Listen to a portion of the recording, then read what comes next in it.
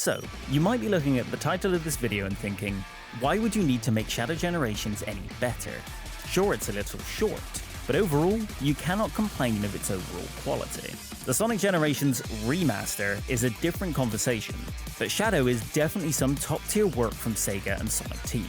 But despite that quality, you can still definitely make it better, well at least in my opinion, and sadly only on PC, by using 3 fantastic mods.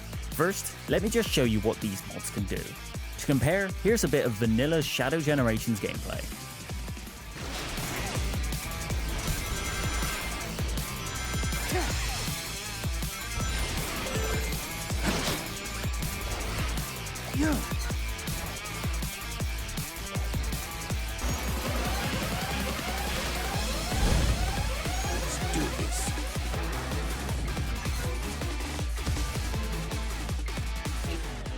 Okay, and here is the gameplay with the mods I'm going to suggest you install.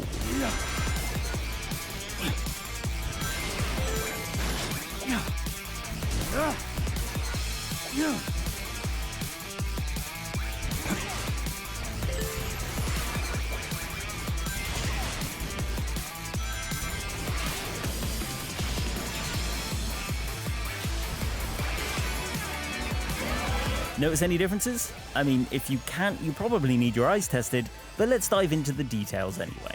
Starting off with the simpler of the changes, take a look at Shadow's animations when boosting. A common complaint from players online is that he doesn't skate while boosting. Instead, he just has a dull, floating animation with no real movement or character to it at all.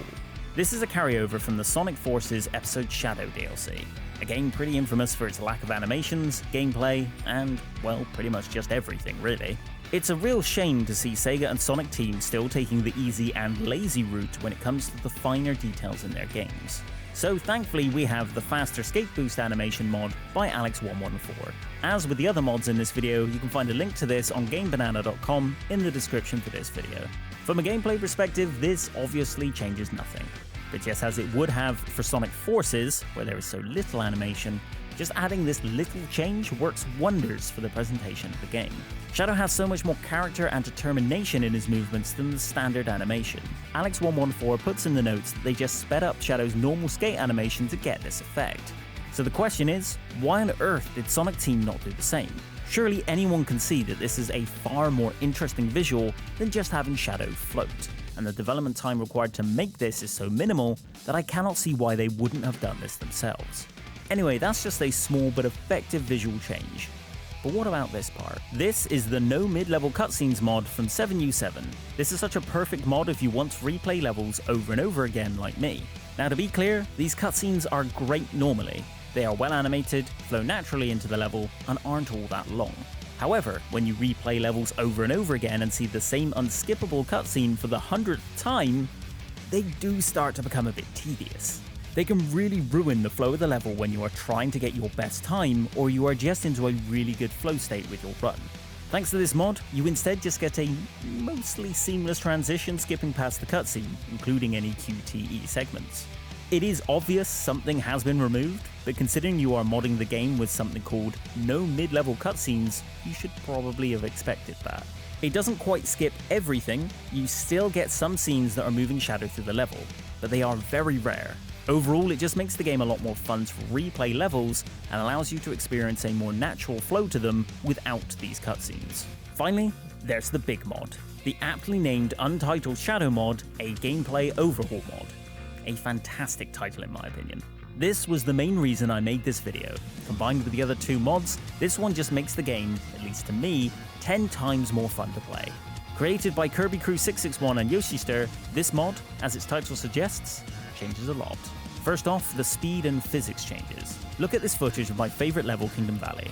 Here is my end screen without the mod, and here it is with it. Notice the difference? These were played one after another, and I took almost identical routes, and yet the time difference is astronomical.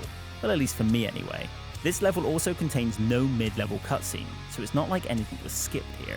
This is because the boost speed is higher, you keep more momentum as you jump, the physics for going up and down slopes has more of an effect to your speed, similar to what was added to Sonic Frontiers from modding. Boosting in the air gives you way more distance, getting to top speed is quicker, and just overall, everything is just so much faster. If I had to put it into numbers, overall, it's about 30% quicker than the base game. It makes levels feel way more fluid, allows you to pull off much more dramatic jumps, and gives you a much higher sense of speed.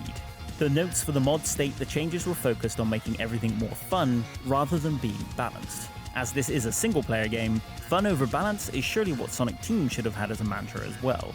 But despite this, the modders still managed to keep everything reasonably balanced anyway. It isn't just Shadow's movement speed and physics that have been sped up and improved though. So have all the Doom powers, which are much snappier and more fun than the vanilla version. The base game does do them well, but this mod just does everything better. Doom Morph and Surf are particular highlights as both have much faster movement to keep up with Shadow's new physics.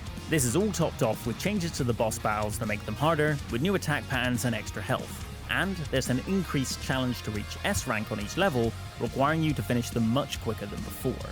All of this increases the challenge comfortably, but noticeably. Even running through levels in general is made a little harder, as in order to balance the extra speed, the creators have made Shadow's boost meter decrease faster than in the base game. But it also allows you to recover the meter by destroying enemies, as was the case with Sonic Generations and Unleashed, but something the base version of Shadow Generations does not do. Overall, if you have Shadow Generations on console, you have a great game on your hands, with fantastic level design across both 3D and 2D levels, a great sense of speed and control, and an overall polished yet short experience. But if you have it on PC, make sure you get these mods. I recommend doing so after you've completed the vanilla version, just so the differences feel so much more impressive and fun. Once you're done with your first playthrough, dive right into these 3 fantastic mods that make it look more interesting, give a greater sense of speed and challenge, and overall take a great game and make it even better.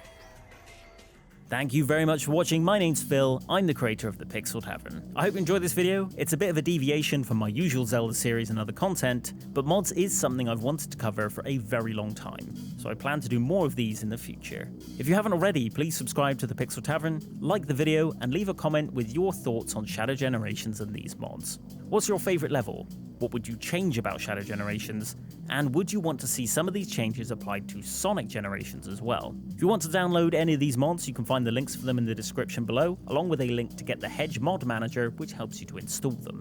Otherwise though, until the next video everyone, thank you very much for watching.